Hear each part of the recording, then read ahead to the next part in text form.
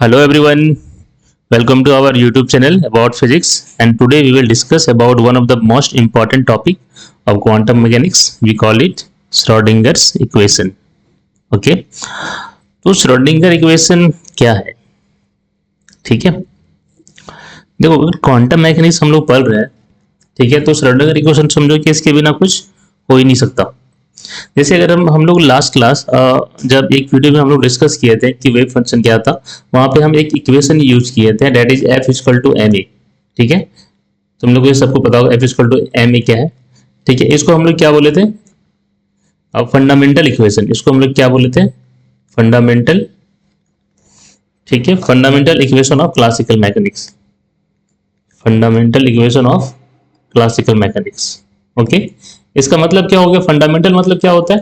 Fundamental मतलब ये होता है ना जिसको हम लोग कहीं से डिराइव नहीं कर सकते, दैट इज फंडामेंटल है। जैसे अगर हम इंग्लिश लैंग्वेज की बात करें तो एबीसीडी क्या है? फंडामेंटल, फंडामेंटल है। ठीक है, उसको हम लोग कहीं से लाज नहीं सकते। हम लोग फिजिक्स में भी देखे हैं फंडामेंटल क्वांटिटीज वगैरह, ठीक है, बहुत सारा।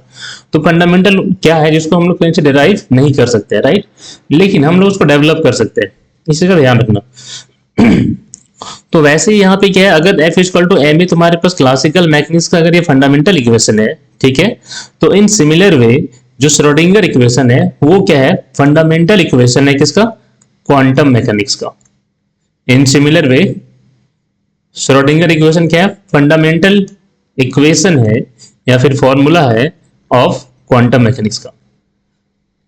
देखो कहने के लिए यही है कि इसको हम लोग डिराइव नहीं कर सकते, श्रोडिंगर इक्वेशन को हम लोग डिराइव नहीं कर सकते, इसको हम लोग डेवलप कर सकते हैं।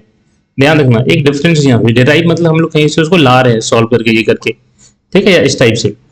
ठीक है, बट अगर हम लोग डेवलप कर रहे हैं इसका मतलब हम लोग उसको ऑब्जर्व करके, एक्सपेरिमेंट करके, बहुत सारा कुछ वेरीफाई करके हम लोग उस चीज को हम लोग डायरेक्ट लिखे, ठीक है, या फिर उसको उस तरह से लिखा गया है, उसको कहीं से हम लोग ला नहीं रहे।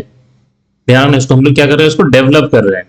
तो श्रोडिंगर इक्वेशन को जनरली क्या किया जाता है? डेवलप किया जाता है। ठीक है, बट यहाँ पे हम लोग श्रोडिंगर इक्वेशन के बारे में देखेंगे कैसे आ रहा है, कैसे नहीं आ रहा है ये, ठीक है। और इसके बारे में और भी ज्यादा अगर तुम लोग को जानना हो तो कमेंट बॉक्स में कमेंट करना, ठीक है, और बताना कि इसके बारे में कि ये कैसे आया, ठीक है, श्रोडिंगर इक्वेशन कैसे बन गया ये फंडामेंटल इक्वेशन। इन सब चीजों के बारे में एक बहुत लंबा इस पे कहानी है एक, ठीक है, श्रोडिंगर के दिमाग में ये कैसे आया कि चलो ऐसा इक्वेशन होगा। और सोचने वाली बात ये है कि ये श्रोडिंगर इक्वेशन के आते ही जितना भी सारा प्रॉब्लम्स था, जो भी सारा सिचुएशन था, इशूज था जो उसमें टॉपिक्स को लेके, वो सारा क्लियर हो गया। मतलब जो भी डाउट था वो इस इक्वेशन के बदौलत सारा सॉल्व होने लगा अपने आप, अपने आप मतलब यूज करके, सॉल्व करके, जो भी करना हम लोगों को उस टाइप से। और फिर जितना भी प्रॉब्लम था वो सारा क्या होने लगा? सॉल्व होते गया। ठीक है, तो चलो ये वीडियो स्पेशली एग्जाम के लिए, जो भी बोर्ड के एग्जाम हो, जो सेमेस्टर का एग्जाम है, ठीक है, उसके लिए बहुत ज्यादा इंपॉर्टेंट रहेगा।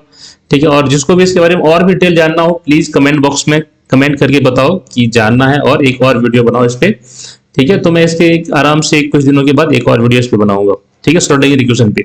और वहां पे मैं श्रोडिंगर इक्वेशन क्या करूंगा? डेवलप करूंगा, इसको ध्यान रखना, ठीक है, वहां पे डिराइव नहीं करूंगा। ये स्पेशली किसके लिए? एग्जाम के लिए है। तो ये एग्जाम के लिए मैं इसलिए बता रहा हूँ क्योंकि एग्जाम्स में वैसा ही लिखो जैसे कॉलेज में पढ़ाया जाता है। ठीक है, कहीं ऐसा नहीं हो कि तुम कुछ और लिख दो और कॉलेज वाले प्रोफेसर लोग कुछ और सोचे और तुम्हारा नंबर कट जाए। ठीक है, तो चलो फिर स्टार्ट करते हैं। सबसे पहले इंट्रोडक्शन। देखो इंट्रोडक्शन में क्या है? Schrodinger equation. ठीक है, तो श्रोडिंगर इक्वेशन का इंट्रोडक्शन मतलब ये मत समझना कि ये एग्जाम में लिखना नहीं है।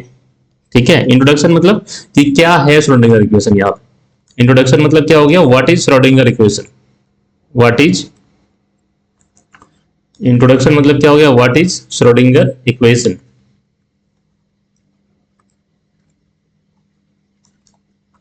What is Schrodinger equation.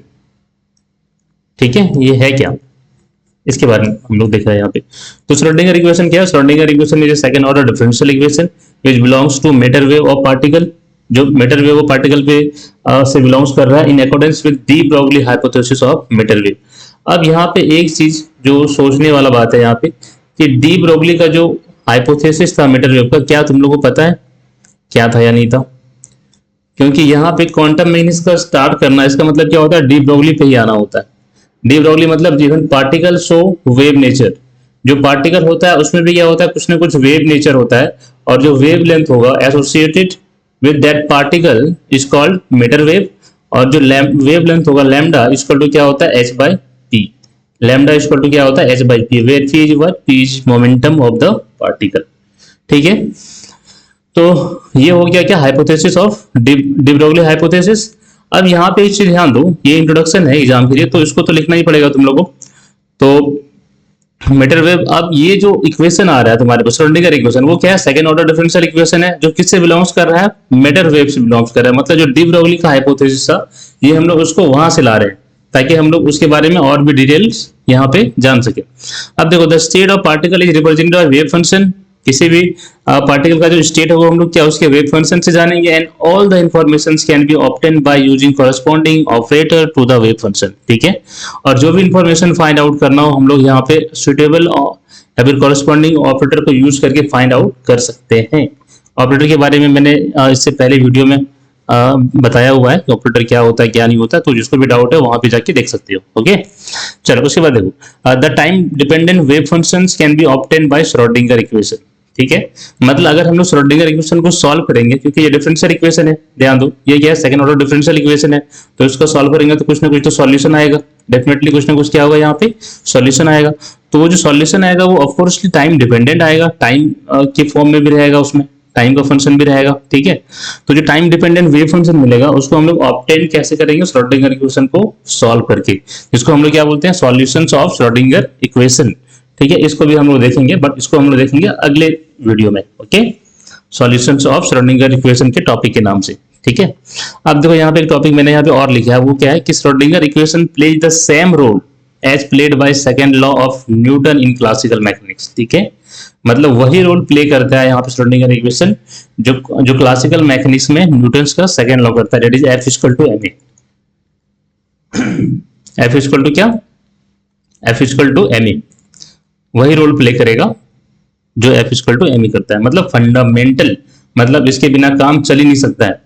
अब तुम लोग एक चीज ध्यान दो कि जैसे कि F equal to M a की यहाँ बात करो तो उसको डिफरेंशियल फॉर्म में लिखो, ठीक है, और ज्यादा अच्छा रहेगा, तब तुम लोग को समझ में आएगा कि जो इसको भी डिफरेंशियल फॉर्म में लिख सकते हैं और इसको भी इंटीग्रेशन करके फिर से हम लोग जो उसका स्टेट है उसको हम लोग फाइंड आउट कर सकते हैं। चलो वीडियो को ज्यादा लंबा नहीं करना है, ठीक है, तो मैं इसके बारे में ज्यादा नहीं बता रहा हूँ, F equal to M a के बारे में, ये तुम लोग को पहले से पता होगा। ठीक है, चलो तो नेक्स्ट इसकी डेरिवेशन पे आते हैं हम लोग। डेरिवेशन में क्या है कि सबसे पहले मान लो consider a matter wave associated with a particle, और जो साई है वो क्या कर रहा है, रिप्रेजेंट कर रहा है एक वेव फंक्शन को रिप्रेजेंट कर रहा है, स्टेट को रिप्रेजेंट कर रहा है। ठीक है, कहाँ पे, at position x and time t पे। नाउ द डिफरेंशियल इक्वेशन, देखो यहाँ पे हम लोग एक चीज का हेल्प लेंगे इसको डिराइव करने में, वो क्या है, वो मैक्सवेल का हेल्प लेंगे, मैक्सवेल का जो इक्वेशन था वेव इक्वेशन उसका। तो now the differential equation for matter wave in accordance with Maxwell's wave equation. ठीक है, मैक्सवेल्स का जो वेव इक्वेशन था वो क्या था, अब यहाँ पे तुम लोग बताओ। ठीक है, कि मैक्सवेल का जो वेव इक्वेशन था वो क्या था, वो इक्वेशन क्या था कि डेल स्क्वायर, ठीक है, del square psi x t, यहाँ पे हम एक्स टी लेके चल रहे हैं, वन डायमेंशन ले रहे हैं। ठीक है, X T equal to 1 by C square, C यहाँ पे स्पीड ऑफ लाइट लेते हैं, ठीक है, बट यहाँ पे कुछ भी स्पीड एक ले सकते हैं, चलेगा, C square del two psi R T, ठीक है, बाय डेल टी स्क्वायर। तो ये क्या था, ये था मैक्सवेल्स का वेव इक्वेशन। ठीक है, तो हम लोग इसी को यूज करके आज हम लोग श्रोडिंगर इक्वेशन को यहाँ पे लाने वाले हैं। ठीक है, तो इसको मान लो क्या, इक्वेशन 1, इसको क्या मान लेते हैं, इक्वेशन, ठीक है, 1। यहाँ पे एक चीज और ध्यान दो, ये क्या है, where del square is what, where del square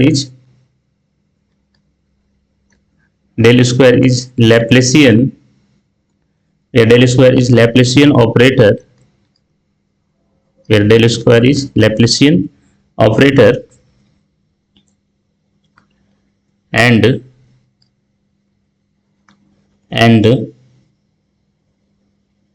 c is speed of wave, c is the speed of the speed of the wave. Okay, चलो ये हो गया। अब देखो ये क्या है, वेव इक्वेशन है, तो वेव इक्वेशन को सॉल्व करने के लिए यहाँ पे अगर तुम लोग ध्यान से देखो तो क्या है, पोजीशन एक्स का भी फंक्शन है और टाइम का भी फंक्शन है, तो जो सॉल्यूशन होगा वो भी एक्स का फंक्शन होगा और टाइम का फंक्शन होगा, ऑफ कोर्स दोनों का फंक्शन होगा यहाँ पे। ठीक है, तो उसी को हम लोग यहाँ पे जरा अपने तरीके से डील करते हैं, ऐसा ध्यान दो। ठीक है, मान लेते हैं कि लेट, क्या मान लेते हैं हम लोग, एक मिनट, ये पता चल रहा है ना, ठीक है। इसको हम लोग यहाँ पे मान लेते हैं let the solution of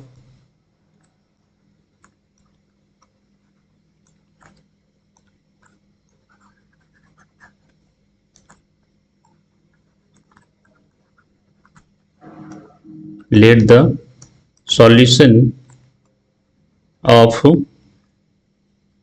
equation 1 that is wave equation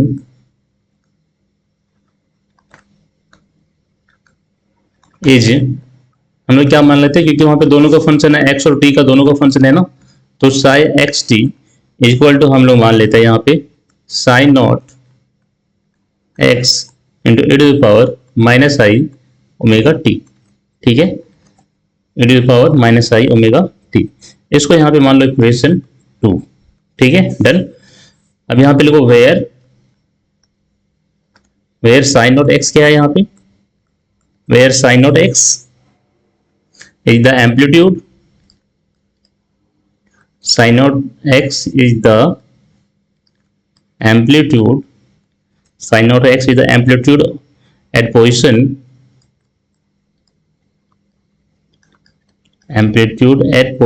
x and at position x। वैसे मैं एक काम करता हूँ, यहाँ पे इसको आर ही लेके चलता हूँ, क्योंकि हम लोगों ने यहाँ पे लैप्लेशियन ऑपरेटर लिया हुआ है ना, तो यहाँ पे तुम्हारे पास क्या रहेगा, 3 डायमेंशन में रहेगा, तो हम लोग अभी आर ही लेके चलते हैं, ओके। तो ये ज्यादा अभी बेटर रहेगा, इसको आर ही लेके चलो। Where psi naught r is the amplitude of position at position r and time t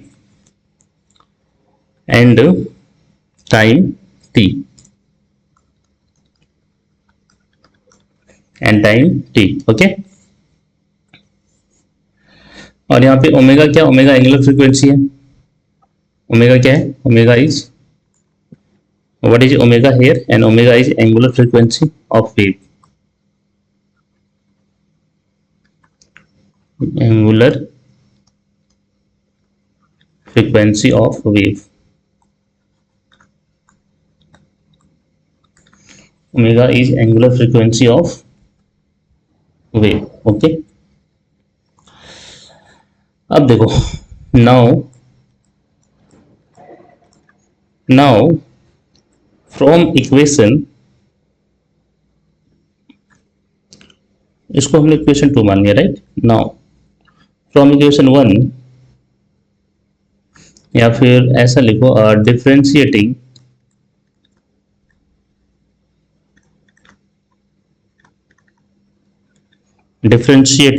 equation 1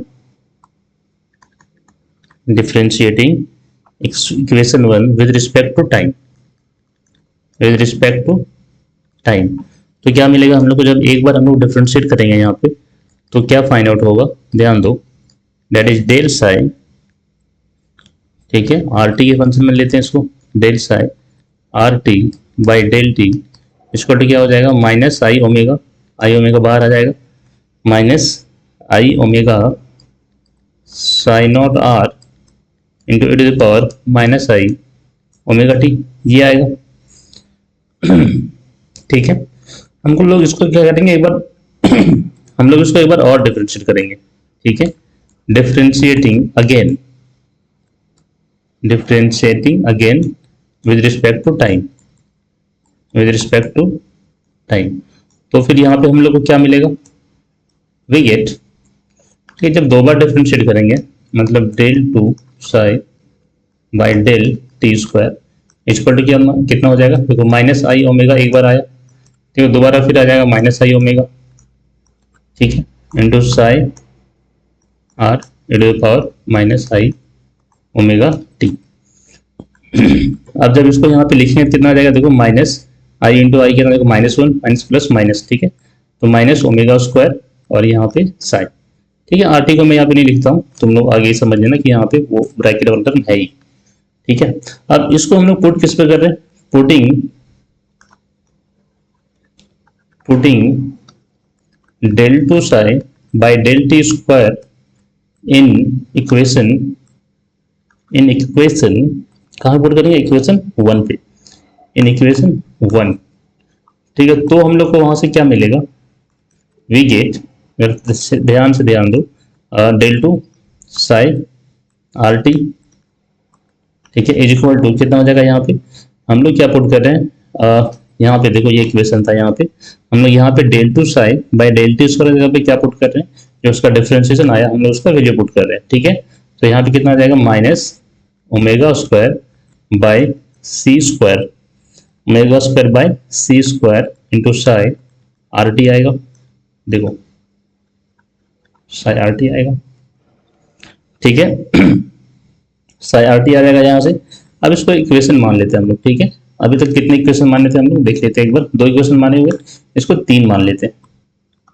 क्या मान लेते हैं इसको, इक्वेशन 3। ठीक है, नाउ अब जरा ध्यान दो यहाँ पे। ठीक है, अब छोटा छोटा कैलकुलेशन है, बस हम लोग को वो देखना है। नाउ जो एंगुलर फ्रीक्वेंसी है वो क्या होता है, 2 पाई इंटू म्यू होता है in terms of linear frequency. ठीक है, और यहाँ पे तुम्हारे पास न्यू क्या है, न्यू हो गया लीनियर फ्रीक्वेंसी, लीनियर फ्रीक्वेंसी। ठीक है, और जो c होता है, c यानी स्पीड ऑफ लाइट, इसको क्या हो जाएगा, new lambda frequency into lambda. ठीक है, तो अगर हम इन दोनों को डिवाइड करें, ध्यान दो जरा यहाँ से, omega by c equal to कितना हो जाएगा, तो 2 pi nu by nu into lambda होगा। तो न्यू न्यू यहाँ पे कट जाएगा और क्या आ जाएगा, 2 पाई बाई क्या हो जाएगा, लैम्डा। ठीक है, अब ध्यान दो 2 पाई बाई लैम्डा यहाँ से आ गया तुम्हारे पास। अब अगर तुम लोग थोड़ा सा और ध्यान दो, तो फ्रॉम डी ब्रॉगली हाइपोथेसिस, क्योंकि डी ब्रॉगली के बिना तो हम आगे बढ़ नहीं सकते हैं। From de Broglie hypothesis lambda equal to क्या होता है, एच बाई पी, जो मीटर वेव का वेवलेंथ होगा वो एच बाई पी होगा। ठीक है, क्या हो जाएगा, एच बाई पी। इसको हम लोग इक्वेशन मान लेते हैं एक बार, इक्वेशन 4। ठीक है, और इसको मान लेते हैं इक्वेशन 5। ठीक है, तो अब देखो फ्रॉम इक्वेशन 4 एंड 5 यहां से क्या मिलेगा हम लोग, we get omega square by C square equal to क्या आएगा निकल के, ध्यान दो यहाँ पे क्या था, omega by C equal 2 pi by lambda. ठीक है, और लैम्डा क्या होता है, एच बाई टी, इस चीज को ध्यान देना। ठीक है, चलो हम लोग ओमेगा बाय सी ही लेते हैं। ठीक है, स्क्वायर नहीं लेते अभी हम लोग स्क्वायर नहीं लेते। ठीक है, तो क्या आएगा तुम्हारे पास, lambda by C equal to यहाँ पे क्या था, 2 पाई बाय लैम्डा, और लैम्डा इक्वल टू क्या हो जाएगा, एच बाई पी, तो 2 पाई बाई पी, और नीचे क्या हो जाएगा, एच, और इसको हम लोग ऐसा लिख सकते हैं, पी बाई एच बाई 2 पाई, और इस चीज को हम लोग क्या बोलते हैं, P by H cut, P by क्या बोलते हैं, एच कट, क्योंकि एच कट का क्या होता है फॉर्मूला, एच बाई 2 पाई होता है। ठीक है, ये हो गया। तो यहां से अगर ध्यान दो तो ओमेगा स्क्वायर सी स्क्वायर का वैल्यू क्या आ जाएगा यहां पे आ जाएगा पी का square omega square by C square का वैल्यू क्या आएगा, आ जाएगा क्या, p square by H cut का स्क्वायर आएगा, p square by H cut का स्क्वायर आ जाएगा यहाँ पे। ठीक है, थोड़ा सा ध्यान दो और, ठीक है, ज्यादा नहीं, बस थोड़ा सा और इसको मान लेते हैं हम लोग इक्वेशन 6। ठीक है, इसको क्या मान लेते हैं हम लोग, इक्वेशन 6। और जैसे हम लोग इक्वेशन 6 माने तो अब हम लोग क्या आएंगे, ठीक है, from non relativistic mechanics,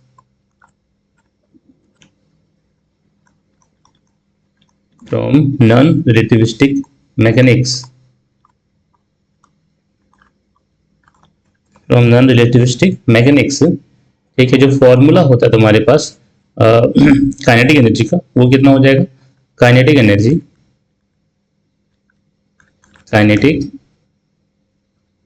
energy that is T मान लेते हैं इसको। ठीक है, टी इक्वल टू क्या हो जाएगा, पी स्क्वायर बाई 2m होगा, पी स्क्वायर बाई क्या हो जाएगा, 2m हो जाएगा, और यहाँ से पी का वैल्यू निकल कितना आएगा, √2m ही आएगा, या 2m इंटू टी। यहाँ पे टी क्या है, T is what, T is kinetic energy.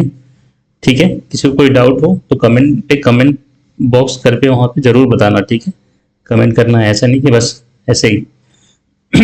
तो पी इक्वल टू क्या हो जाएगा, 2m इंटू टी हो जाएगा। टी क्या है यहाँ पे, काइनेटिक एनर्जी। ठीक है, अब देखो ऑल्सो, जरा तुम लोग थोड़ा सा ध्यान दो, और ऑल्सो ठीक है, जो टोटल एनर्जी होता है, total energy, also total energy equal to kinetic energy. ठीक है, plus potential energy, plus potential energy. तो यहाँ पे टोटल एनर्जी को हम लोग ई मान लेते हैं, और टी हो गया क्या, काइनेटिक एनर्जी, और वी क्या हो गया, पोटेंशियल एनर्जी। तो यहाँ पे टी इक्वल टू क्या हो जाएगा, टी इक्वल टू कितना हो जाएगा, ई माइनस वी होगा, ई माइनस वी होगा। तो यहाँ पे हम लोग क्या करेंगे, टी के जगह पे हम लोग क्या रिप्लेस करेंगे, E minus V. So kinetic energy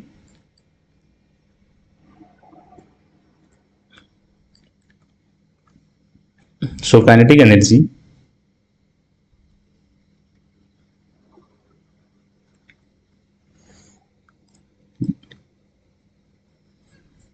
so kinetic energy becomes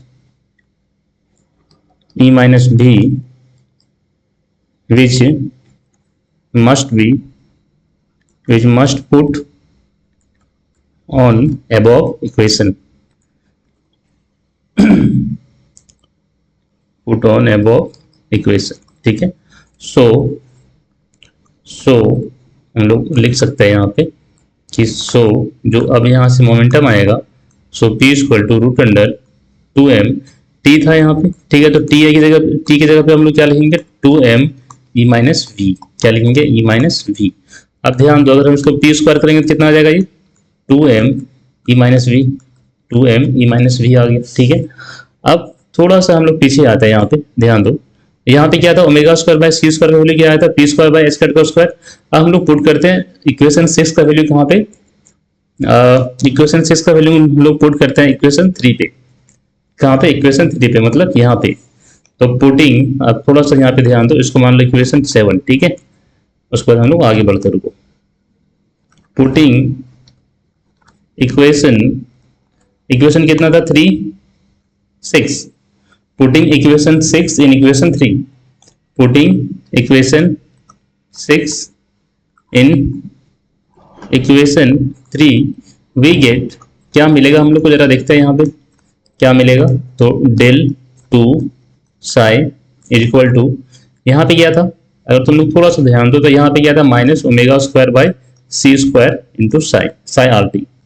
ठीक है, आर टी दोनों तरफ होगा, तो इसमें कन्फ्यूज नहीं होना, यहाँ पे लिख लेना आर टी। ठीक है, तो यहाँ पे ओमेगा स्क्वायर सी स्क्वायर की जगह पे क्या लेंगे हम लोग, माइनस पी स्क्वायर बाय क्या आया था, जल्दी से बताओ, P square by H cut का square, P square by H cut का स्क्वायर इंटू साई। ठीक है, आर टी। और अगर ऊपर से ध्यान दो, पी स्क्वायर का वैल्यू क्या होता है, 2m E minus B. Now फिर से यहाँ लिखो, नाउ फ्रॉम इक्वेशन 7, ठीक है, we have, from equation 7 we have del 2 psi is equal to minus 2m by H cut का स्क्वायर, और यहाँ पे क्या आ जाएगा, E minus V into psi. आएगा ये, ठीक है, ये आ रहा है। तो अब थोड़ा सा ध्यान दो, तो यहाँ पे क्या आ जाएगा, डेल 2 साई, इसको इधर ले जाते तो क्या हो जाएगा, प्लस हो जाएगा, that is 2m by H cut का square into E minus V into psi is equal to 0, is equal to यहाँ पे क्या हो गया, 0। ओके, अब एक चीज ध्यान दो, इज इक्वल टू 0 आ गया, और ये जो इक्वेशन अभी निकल के आ रहा है हमारे पास, ठीक है, ये जो इक्वेशन निकल के आ रहा है, इसको हम लोग क्या बोलते हैं, ये जो इक्वेशन यहाँ पे निकल के आ रहा है, इस इक्वेशन को हम लोग क्या बोलेंगे, टाइम इंडिपेंडेंट श्रोडिंगर इक्वेशन। इस इक्वेशन को क्या बोलते हैं, this differential equation is known as time independent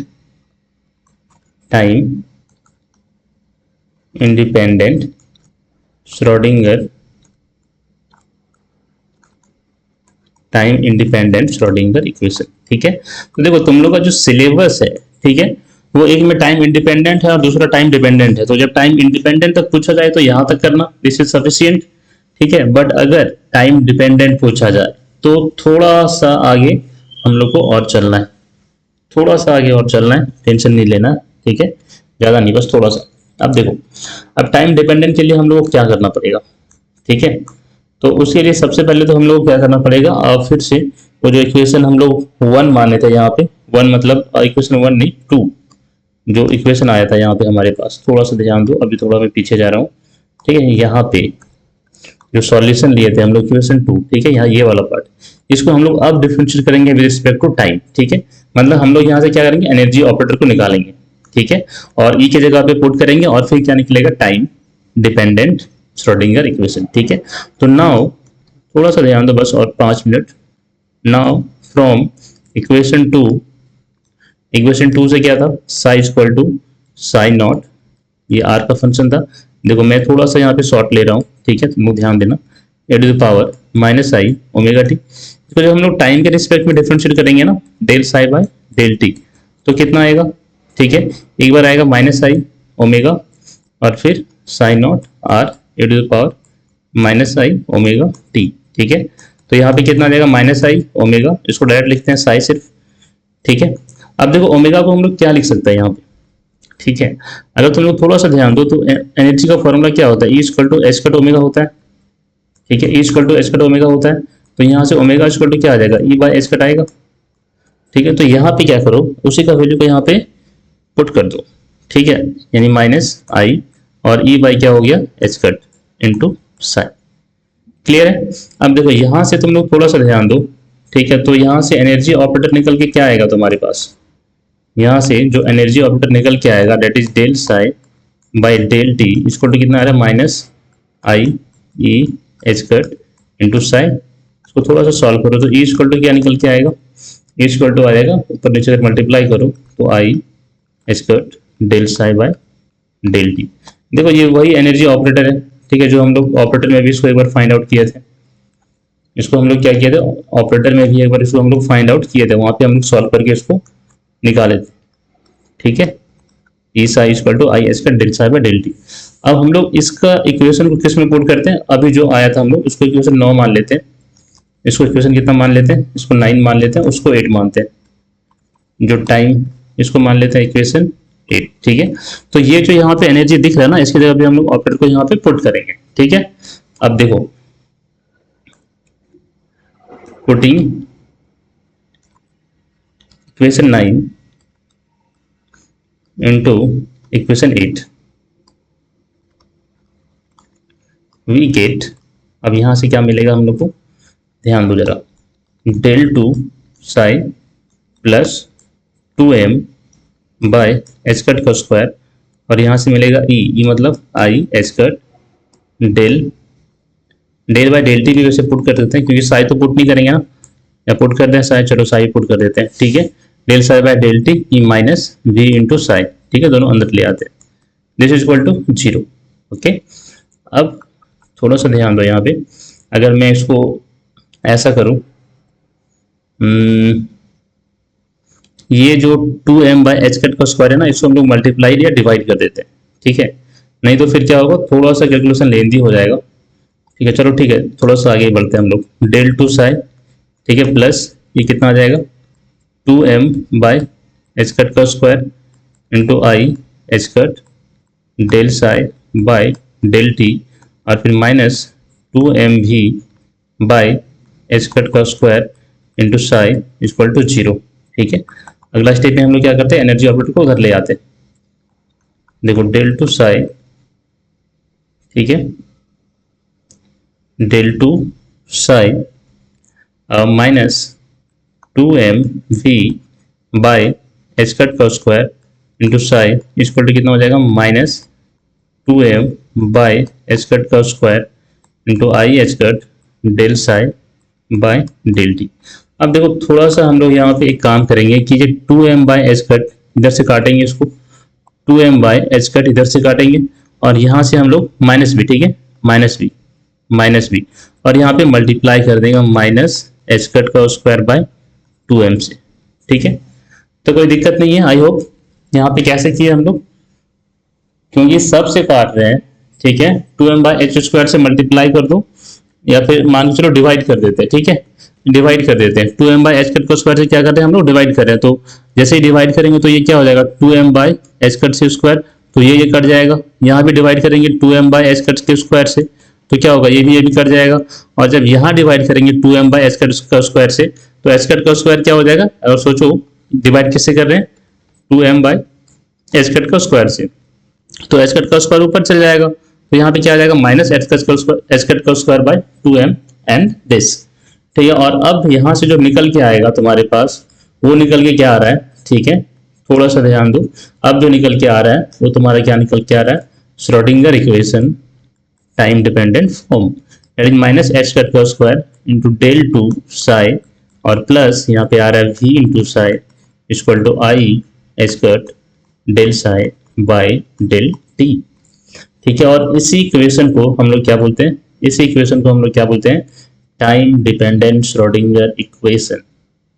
इसी इक्वेशन को हम लोग क्या बोलेंगे, time dependent Schrodinger equation. This equation is called time dependent, this equation is called time dependent Schrodinger equation, Schrodinger equation. ठीक है, तो फ्रेंड्स आज के लिए हम लोग इतना ही करते हैं। किसी को कोई भी डाउट हो, कुछ भी और जानना हो इसके बारे में, तो आप बेझिझक से आप एक टेलीग्राम चैनल भी ज्वाइन कर सकते हो, या फिर कमेंट में आप बताओ कि यहाँ पे कुछ डाउट है या जो भी हो। ओके, तो आज के लिए इतना ही। Okay, thank you everyone.